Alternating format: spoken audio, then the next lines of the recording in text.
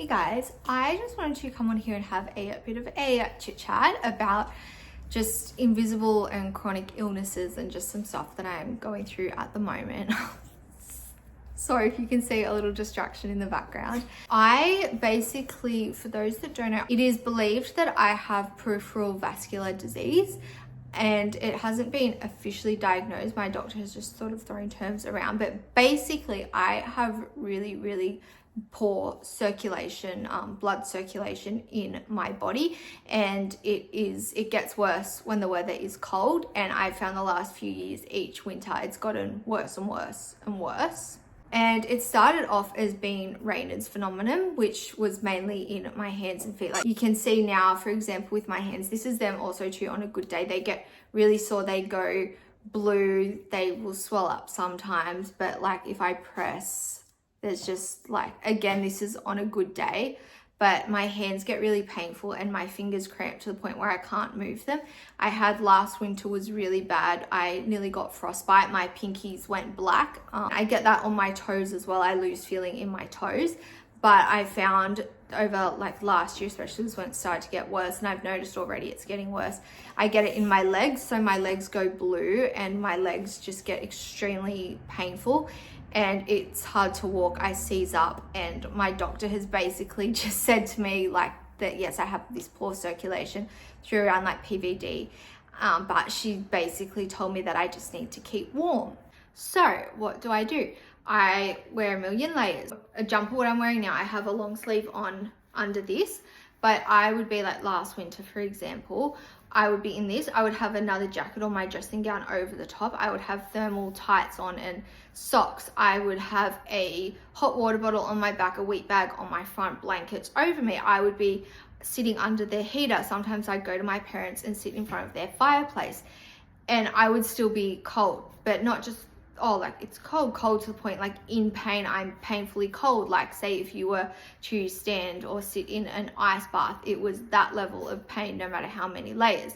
And my doctor tells me I just need to be warm and my circulation will be good, but I can't keep warm. Keeping warm is just not a solution, especially as well when I'm doing all that. But when I need to be moving around and all that, and how can I move and do anything when I lose feeling in my toes and my legs are literally frozen straight? It gets to the point sometimes I can't walk because my legs are in that much pain.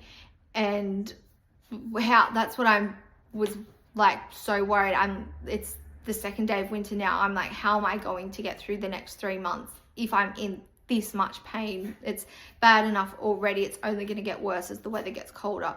What am I going to do? And my doctor was saying last year that there's something they can do, surgery on like the nerves or whatever, to try to get the blood flowing better. I don't properly know, but I mean, I'm like, I just had surgery like 8 weeks ago, just the idea of having to go through that again.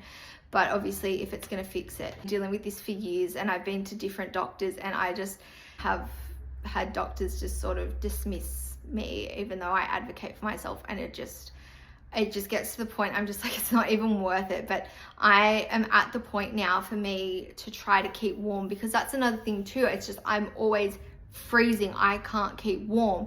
So things I've been doing to try to keep warm, I scull boiling water. Like I'll make a cup of tea, but I will drink it straight when it's boiled. So I have blisters and ulcers in my mouth from sculling boiling water. I will as well get the boiling water and pour it over my body. I had burns and welts on my skin because I'm pouring boiling water on me just to try to keep warm.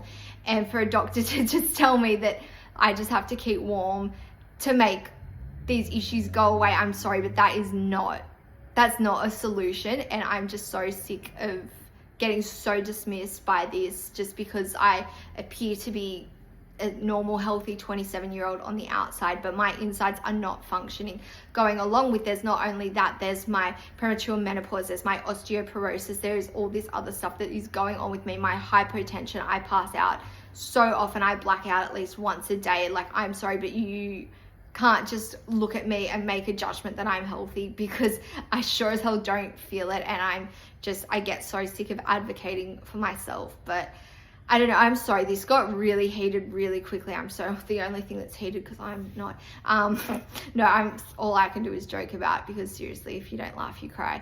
But I am going to, within the next week or two, see my doctor. I'm taking my mum with me, and I'm getting my mum to fight for me to get a referral to a rheumatologist or someone to get answers, to get, I don't know, an official diagnosis, to just get taken seriously, to get things investigated and to hopefully get me fixed. So I'm sorry, this was really ranty, but I know that there are so many other people out there going through this with chronic illness, invisible illnesses. It is so tough, and I know how it feels, and I'm so sorry, but I think at the end of the day, it's exhausting. But we really do need to just keep pushing and advocating for ourselves, finding new doctors, getting new opinions. And again, it's so much easier said than done, but I don't have answers, and I'm sorry, but yeah, I will keep you guys updated, and yeah, bye.